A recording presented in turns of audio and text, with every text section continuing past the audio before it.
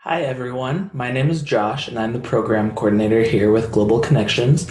I'd like to thank you all for registering for tonight's webinar, Excelling at Excel with Stoney Brooks. I'm very excited to be able to have him here tonight to teach us some tricks and tips on how to use Excel to help you in your daily life. So without any further ado, I'd like to turn it over to Stoney and let's begin. Thanks. Pivot tables and pivot charts allow us to visualize our data in a much simpler way and be able to get some pretty good answers to questions that we may have about it. A lot of the uses of pivot tables and pivot charts are generally for small businesses or whatnot, but tonight I've got an example that every single one of us should be able to understand and work with. The equivalent of balancing a checkbook, but in today's age. I'd like to ask everyone that if you have any questions, comments, concerns, any of that stuff, please feel free to use the chat box at the bottom of your screen. I will be monitoring that as well as the folks with the Global Connections.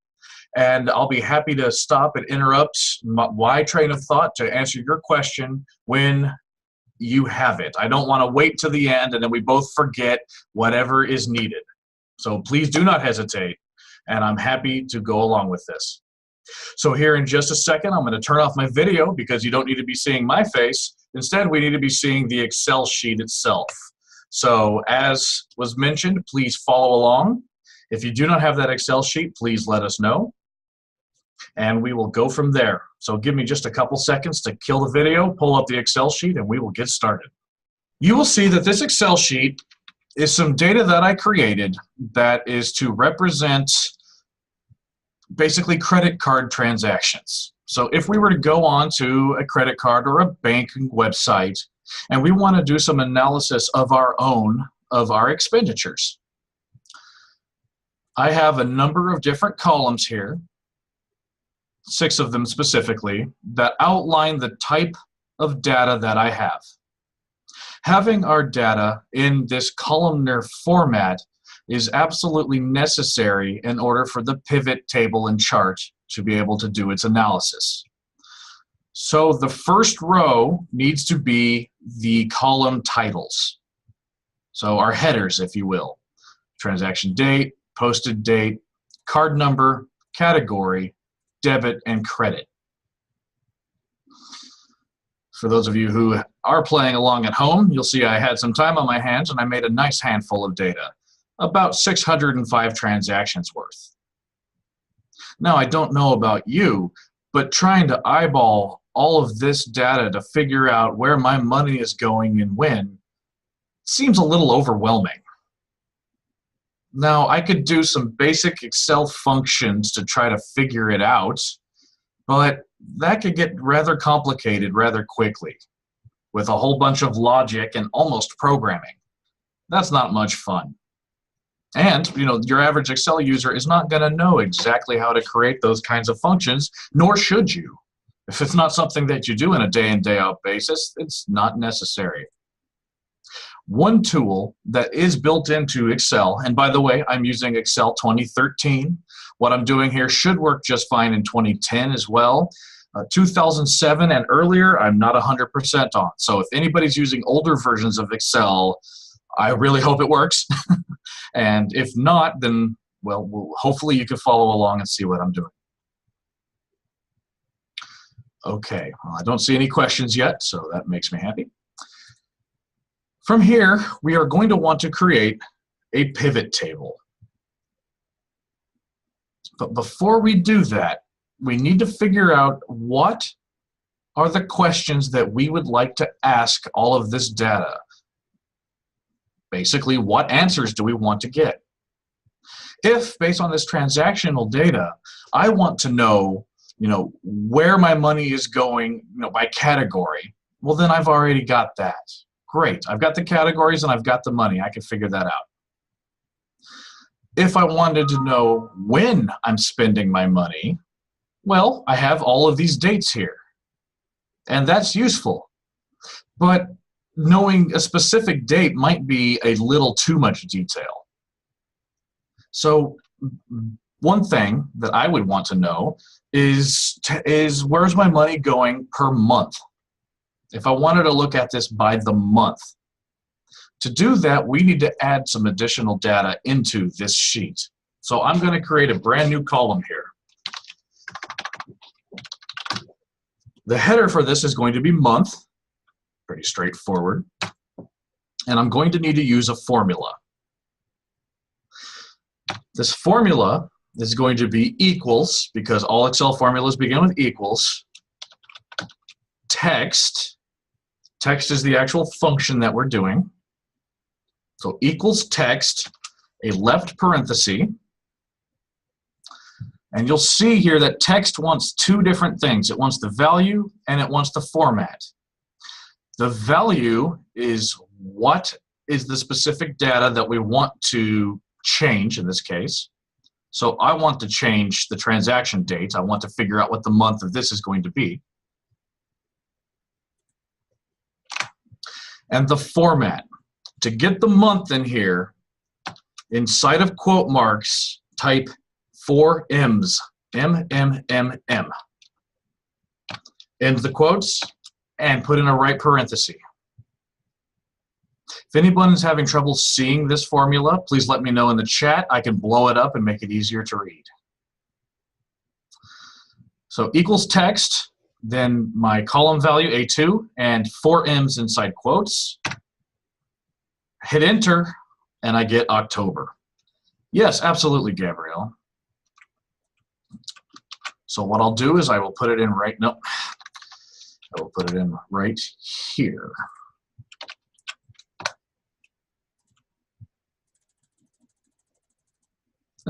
Hopefully that's big. Is it imperative to separate with comma? Yes, it is.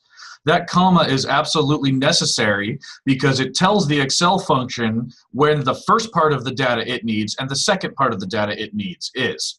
Without the comma, this text function is going to think the entire thing is the value that we want to manipulate.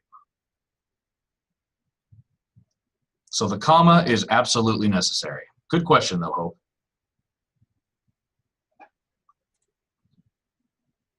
Okay, so we got the month of October, when we know that's right. So instead of having to do this formula 500,000 more times, when you click on the cell, you should see that there's a slightly larger green box in the bottom right-hand corner. If you hover over your mouse over that, it changes from this big fat plus to a skinny plus. When your mouse is at the skinny plus, if you double left click, it copies the formula all the way down. Saves us a lot of time. And we can see now we've gone from October to September. Keep going, and we'll have August and July. So that formula paster is very helpful. All right. So what 11 size? We'll change all this back down to 11 size as well. Okay. So one other thing that might be interesting is, in addition to the month, maybe we want to know what day of the week. I would kind of like to know if maybe I'm spending more money on dining on Fridays. End of the week, I'm too tired to cook. Heck with it, I'm going out to eat. Well, there's a formula for that too.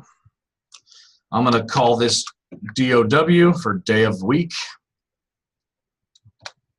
And the formula is going to be exactly the same as the last formula, but instead of the 4 M's, we're going to use 4 D's.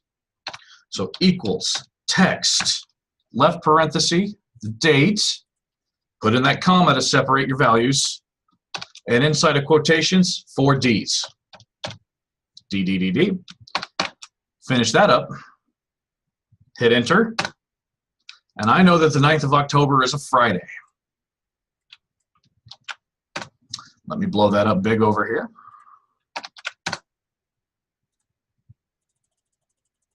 So anyone can see it. Whoop, too big. So doing the same thing now, double clicking that box, I get to paste the formula all the way down, and I now know which day of the week each of these transactions happened at. You know, honestly, thank you, Excel, for giving me a nice, easy formula to do this versus having to look up a calendar and do this all by hand. That would take a lot of time. Be a pain in the butt. So unless anyone has any questions about this, it's time for us to make our pivot table. I'll pause a second to see if anyone needs anything.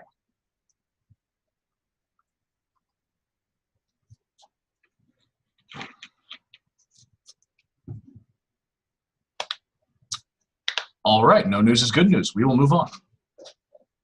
So now it's time for us to make the pivot table. Oh, I'll give you 2 minutes. I'm sorry to hear that, Bree.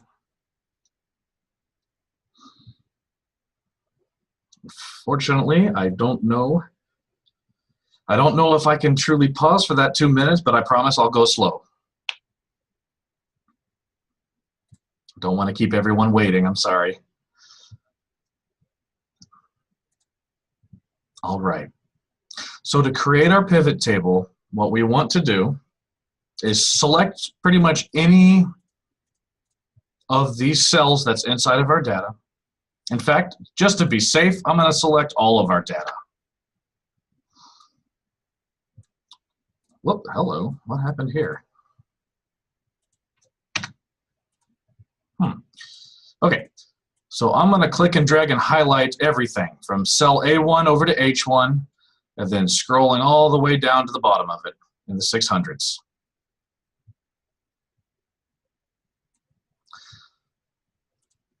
I'm now going to go to the Insert tab of the ribbon up top, and our first option is a pivot table.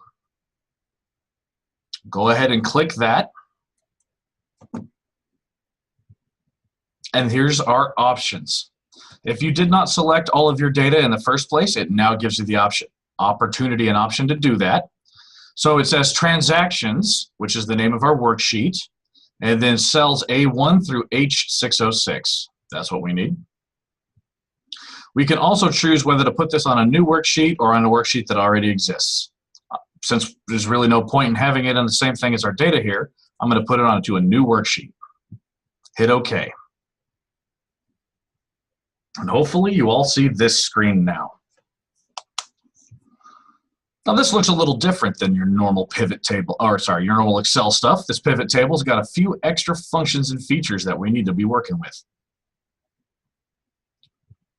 We can give our pivot table itself a name. I'm going to call it transactions. Notice that it changed its name. And also we need to tell it what data to analyze. So when I'm clicked on one of these other random cells over here, I get nothing. But when I click back on this little pivot table box, on the right-hand side, you'll see this, pivot table fields. This right here is why it was so important to have those headers, those labels at the top of our columns. So all of our information, our different columns are right here. Underneath, it tells us what we can do. Drag fields between areas below. This gives us the opportunity to choose how we want to break our data apart. So we have a couple of decisions to make. The first decision I make is for the values, the lower right-hand quadrant here. This values is asking what is the data itself that you need to see. Not how do you want to separate it, not how do you want to break it up, but what is the data itself that will give you the answer you need. For me, that is debits. Anyone who's taken in your basic accounting class remembers debits and credits. Gotta love it. But debits are expenditures. This is money that I have spent. I am going to click on debit and drag it down to the values section and let go. By doing that, you should see that the pivot table has already started to change. The count of debit is not what I need right now, but we'll come back and fix that in a minute. What this is saying is the grand total number of different debits in the data is 539. 539 transactions have occurred where I've spent money. That's useful, but that's not necessarily what I exactly need to know right now. So How do I want to divvy up this count of debit? Well, one thing I might want to know is, what categories are my debits occurring in? So are most of my transactions for dining or entertainment or utilities or whatever? We can figure that out here. By clicking and dragging the category field underneath either columns or rows, both will work fine. It just depends on how you want to see it. I'm going to go with columns for now. Let it go in columns and look at what appears.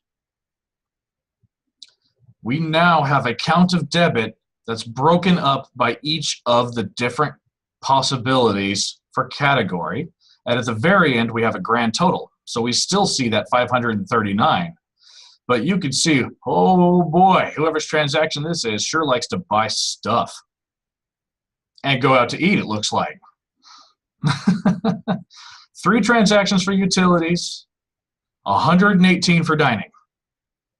Wow. All right, this is useful, but we could still do better. We want to possibly also know which time periods do these different things occur in.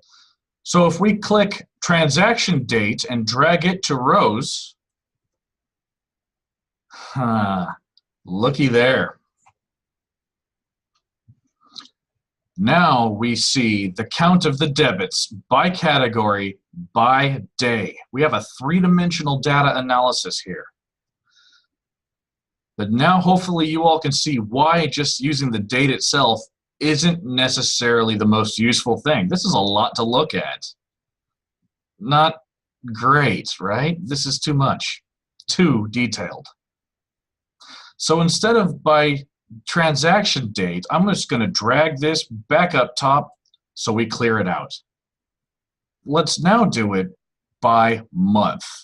If we put month under the rows, hey, that's something that looks quite a bit more useful here.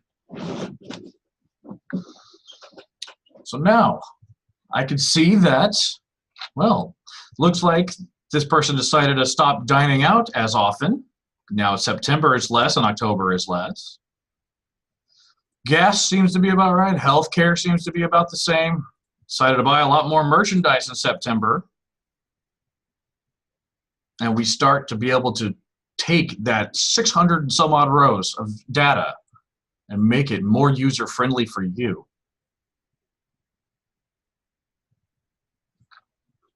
The count, though, that's cool and all. But what if this is 40 transactions that were for a candy bar? We're spending 75 cents a time versus 10 entertainment options of concert tickets at $100 a piece. Having the amount is probably much more useful to us right now. Excel has a number of mathematical functions already built in here for us. This one is just adding up the number of them. If we come down to the values section, we can click on the little drop down right next to the word count of debit and change the value field settings, this bottom option here. When you click that, see, we get a bunch of different choices here. We can have a sum, which adds it up. The average. The max finds what was the maximum amount. So if you want to see what the highest expenditure was in that category. Minimum finds the lowest. We could find the standard deviation, the variance, if you're feeling statistical. I'm not feeling statistical today. I just want to know the sum. I want to know how much money was spent in each of these categories. To make it look a little more professional, we can also format the numbers. So clicking this bottom button down here gives us the options to format this how we see fit. Percentages, scientific numbers, whatever. But the one that makes most sense to me in this case is currency, since we're talking dollars and cents. Can pick how many decimal places, which symbol, depending on which currency you're dealing with, what accounting format you want, all that stuff. For me, these basic options are good enough, so I'm going to hit OK. Watch what's about to happen to our pivot table now. Or after I hit OK again. Step ahead of myself. And look at that.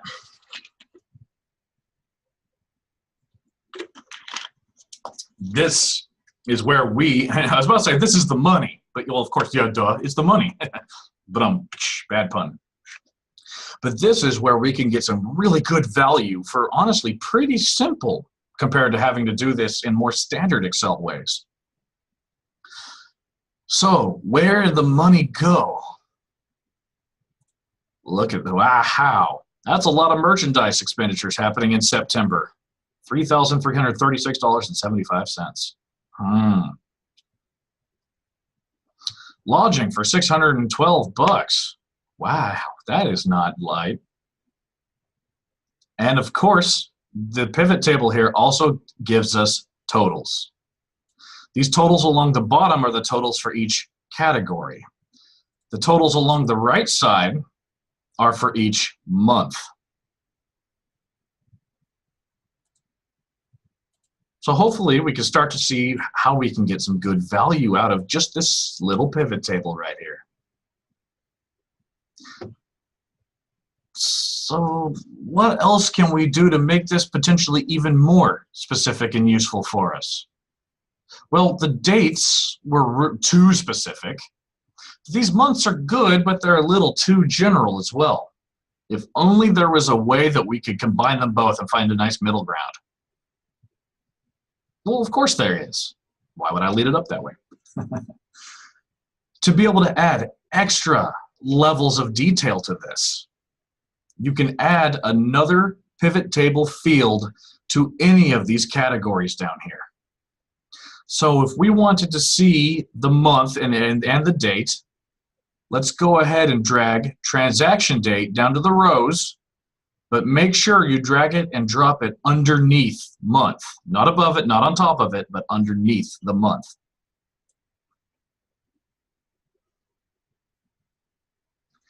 Now we have every date that is part of that month underneath it. Check that out. You can also see at the beginning of every month, there's a little minus symbol so that we can expand or collapse all this data so we don't have to look at it all at once. If I just wanted details about July, look at this. I've got subtotals for just the month of July. And I have the deed, so I know exactly how much was done in July in each of these categories. But I also have the more specific details of what days did this happen. So I noticed that September was the big merchandise month here. Was there a specific day? Well, not really. Looks like it was fairly well spread out.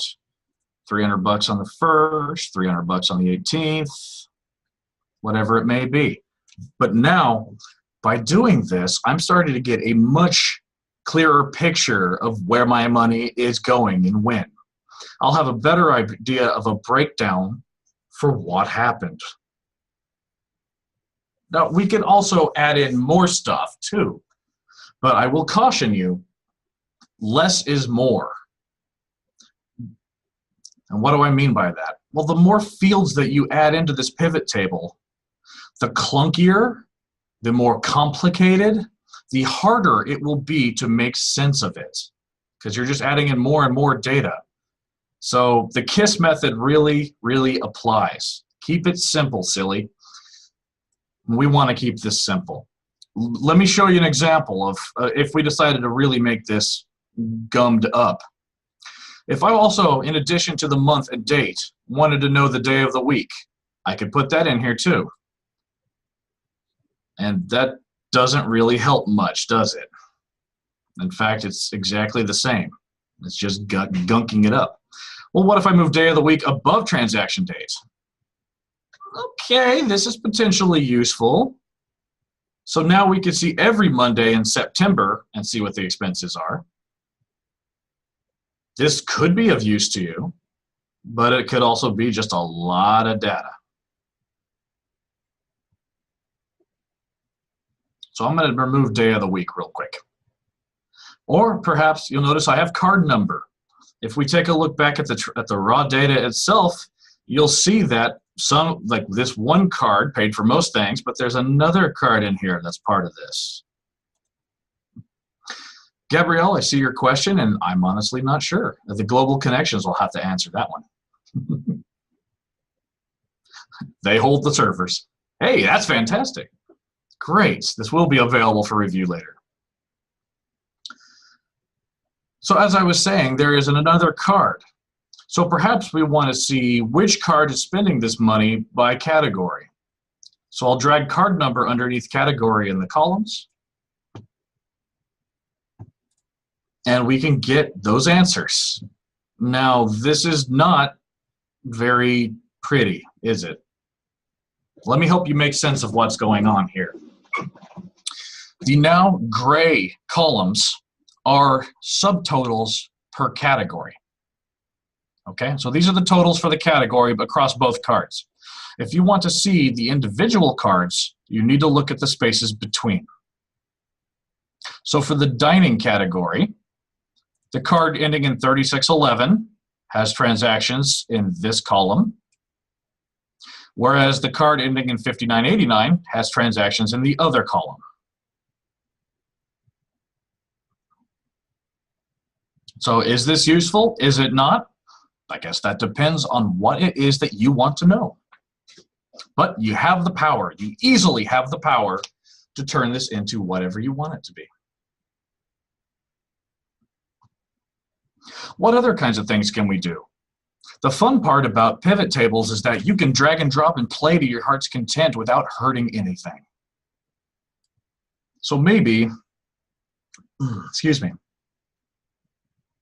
I leave card over here in the columns, and I get rid of transaction date because that's too much, but I move category from the columns over to the rows. Now, look at that. This is a much more concise way to look at this. So by month, by category, by card. So, oh boy, the card ending in 3611 spent a lot of money on healthcare in September, whereas the other card did not spend so much. But that other card is our merchandise hog. This must be a shopaholic over here. We can start to really break this apart. Oh, well, I'm glad to hear that, Bree. Out of curiosity, what was your question? Maybe I can expand upon it somehow.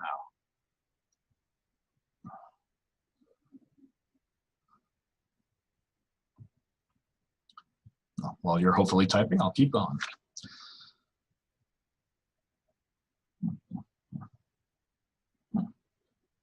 Ah, okay, yes. How do you decipher where you place the data? Honestly, there is no rule of thumb, you know, this belongs here, this belongs there. It's more or less just getting in here, pivoting the data. That's what we mean by moving it across. So that's where the pivot name comes from.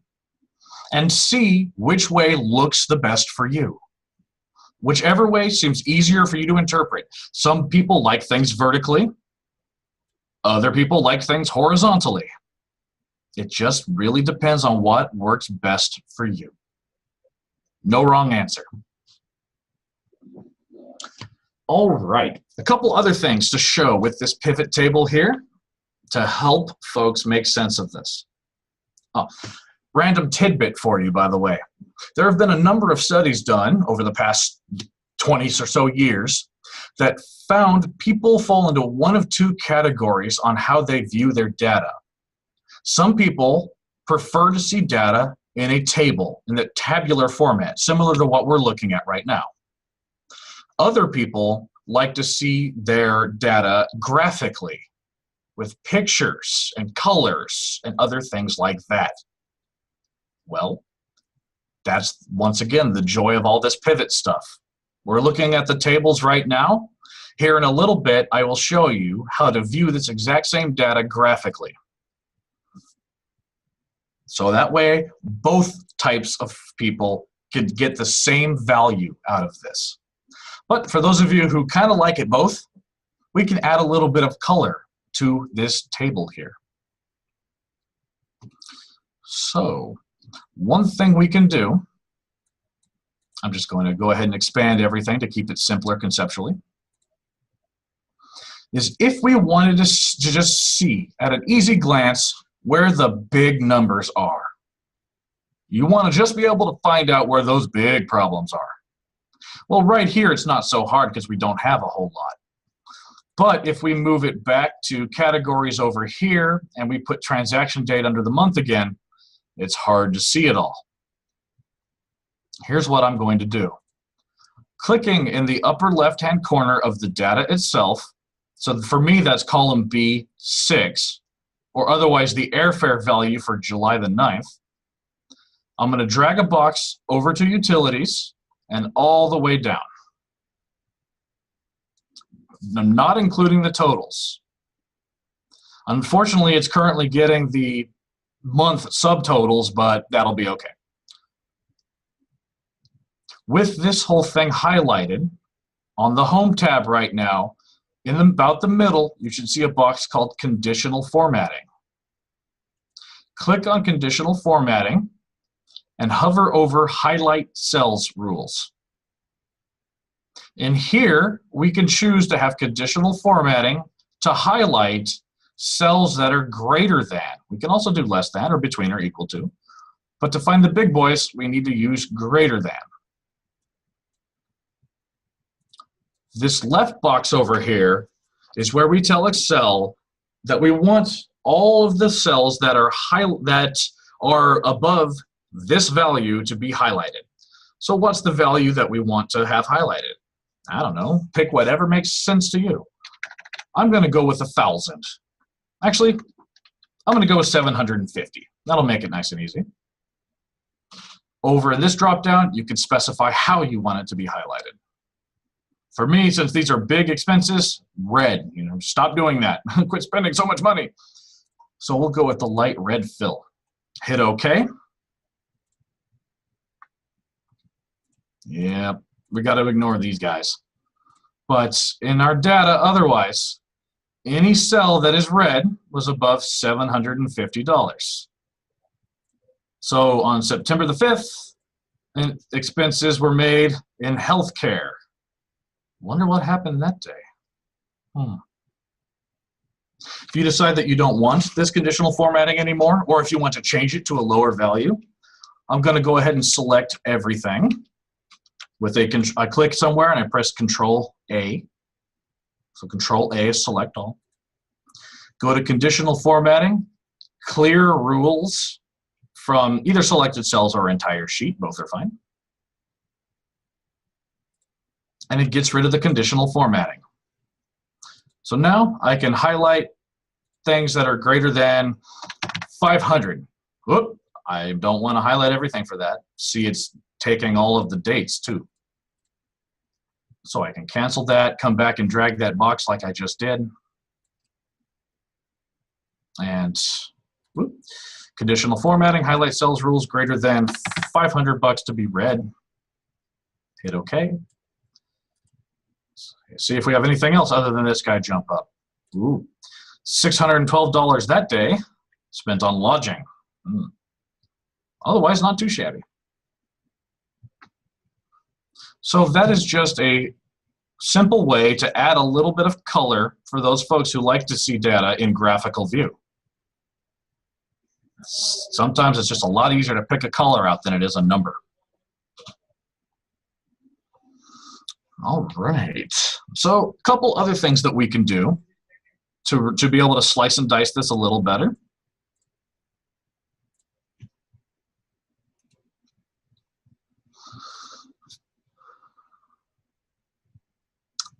Okay. I apologize. I'm trying to remember exactly where I was going with this. Yeah. Okay. So perhaps I'm going to get rid of the transaction date. We'll put a day a week instead. Whatever. We talked about seeing if there was some day of the week that we spend more money than we should. And per category, well, this is how we look at it. So it looks like Friday merchandising in October is a bad plan. Unless, of course, you're a store, then it's a really good plan. But perhaps we want to arrange this data So right now it's alphabetical by column. If you click the column labels drop-down button, you can do the same for the row labels, by the way. We can choose to sort in a bunch of different ways. So just like normal Excel data. It's currently A to Z, but we can choose something else, like being able to make it manual. So we drag things around. Or we can make it descending by the sum of debits. What does that mean? It means that the most expensive category will be leftmost. And look at that. It is now descending by the sum of the debit. So we can tell that the column that's over here, leftmost, is where the money is going. Or at least, yeah, obviously most of the money, especially since merchandise is 7.9 thousand. The next highest category, healthcare, is 1.6 thousand. We could do the same sorting by row label too if you want. So most sort, not ascending, descending by sum of debit. Hit OK. And some changes have happened here as well. All right. Okay. So I'm going to go ahead and undo those last two sorts to get us back to our basic data. To undo, I just held down Control and pressed Z. If perhaps this is just too much data to look at, and you see that there are some categories that you just don't care about. Like airfare has a total of one expense, so why is it taking up so much space? Lodging as well. Payment doesn't even have anything. Why is it here? Well, we can change the filters.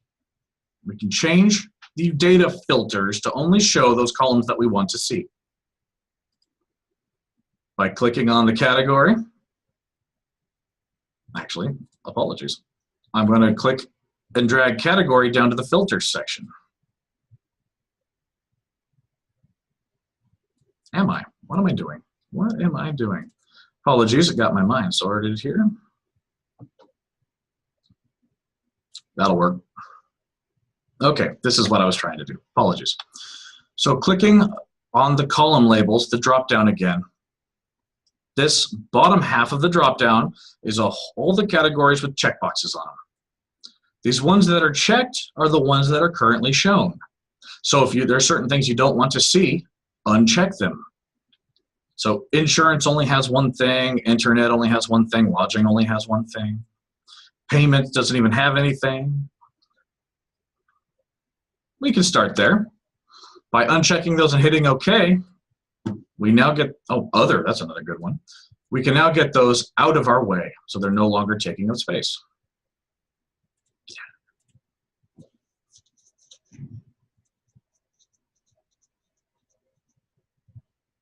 Okay. One last thing I want to show about this pivot table here is another way to filter quickly. So I'm going to go ahead and go back to select all so we see all the data. Another little tool that we can add in here, if I can find it, underneath the Pivot Table Tools part of the ribbon, underneath the Analyze tab, is this button, Insert Slicer. This slicer is a little tool that helps you slice your data. So that way you can find specifically those things you want. When you click Insert Slicer, it'll ask you what is or are the categories that you would like to be able to divvy this up by. So if I wanted to slice and dice by category, I would select that. Hit OK, and we get this. I'm going to expand it a little bit so we can hopefully see everything. Think of this as your little switchboard. Payment is grayed out because there is nothing in the payment, so we can't slice it up that way. But if I wanted to look at, let's just look at healthcare. I'm going to click this healthcare button, and there it is. Oh, now let's look at phone and cable. There you go. Oh, dining. This little slicer helps you pick and choose what you want to see quickly. If you want more than one thing, hold down the control key while you click. So if I want, let's say, airfare, lodging, and utilities. As soon as I let go of the control button, those three things appear. So I know that this is a lot of different options and opportunities you have taking in right here. And I do apologize for that, but I really wanted to show you just the amount of power you can have to change your data to give you the answers you need. One more category to talk about. One more thing. I'm going to go ahead and reapply all this. We can take this and turn it into something visual, graphical. By clicking here somewhere in the pivot table, on the Insert tab, and about the middle, there's an option for Pivot Chart. Going to click the Pivot Chart. Now it wants to know what kind of chart we want to make, and there are a bunch of options. This is going to come with a little bit of practice to be able to determine which chart is best for your data. For this, for example, I don't think I would make a pie chart. Just too much going on. But a line chart might be useful. Be able to kind of track how the data is moving across time. You see that there are also multiple types of line charts, like a 3D. Ooh, no, I'm going to pass on that. Once again, keep it simple. But a stacked line could be good. Yeah, we'll try a stacked line for now. Going to hit OK. And it puts the chart there. Well, let's give it some space. Well, not that much space. Come back. Okay, I'm going to expand it out, make it a little bigger, easier to see.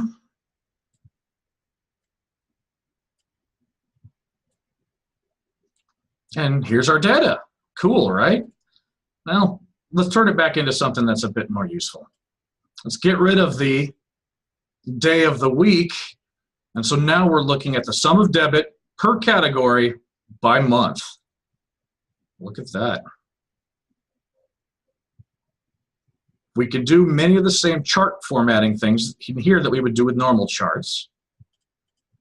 So, using the plus button in the upper right-hand corner of the chart, we can dictate which elements of this chart we want to see.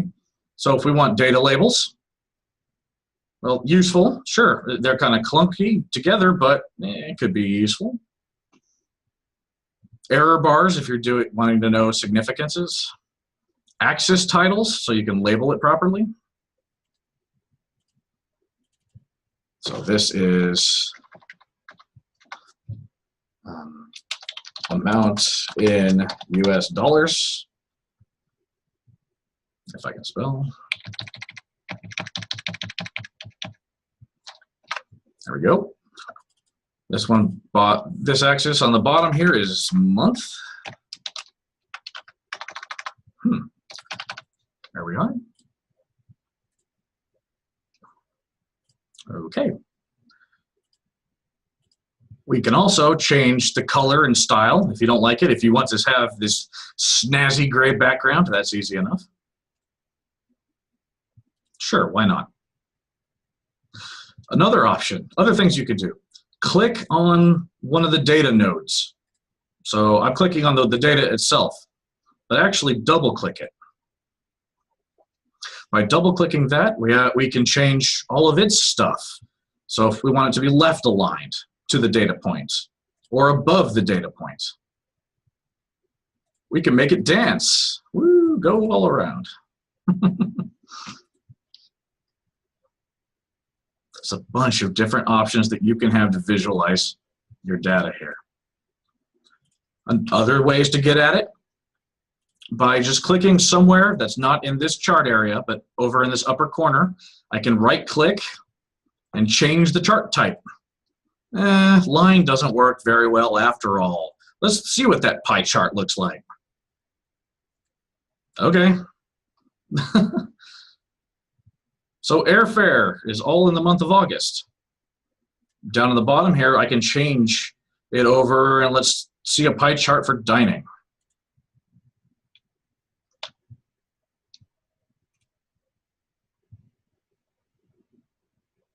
See what I mean by a pie chart not being the most useful? But you still can do it. Nope, nope, nope, nope, nope. So change the chart type again.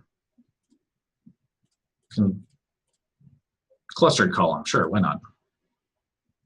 For just the dining category. Now, if we put all the categories, it's going to get a little crowded. But this, for many people, will really drive home just how much this category is being spent on. So this is what I wanted to share with you tonight. For everybody to learn how to get your data ready for this pivot table and pivot chart, how you can create a pivot chart and manipulate it to your heart's content to answer your questions, and how from that pivot table you can create a chart to help you visualize your information. I bet that you all can imagine a number of different ways that you can use these features in Excel. Obviously, for my checkbook type of example here, you just saw how useful it could be. But this could be great for a number of other things, like keeping track of a collection you might have. If you wanted to have a spreadsheet to keep track of your movies, and you wanted to know how many different movies in the action category on VHS you have, or something like that. Oh, VHS. Whoops, I'm dating myself a bit. Yes, I owned a VCR once upon a time. There are many different things that you can use this for, and boy, does this make it easy compared to trying to do it all by hand. If anyone has any questions, I will be happy to stick around and answer, to go through more examples, to do whatever we need. Otherwise, it has been a pleasure being able to present this with you. I hope it still works. I hope that this has been of use to you all, and have a great evening. I will now turn the microphone over to the Global Connections folks, and thank you. Wow. Thank you, Stoney, for that presentation. I know that that helped me out a lot, and I hope it helped you all out as well. I am sending over a link for our survey. If you guys could take a few seconds before you leave to click on that link and submit your thoughts of how tonight went, that would be very helpful for both Global Connections and Stoney to learn how we can better our programs to suit you guys. So thank you, everyone, and I hope you have a great night.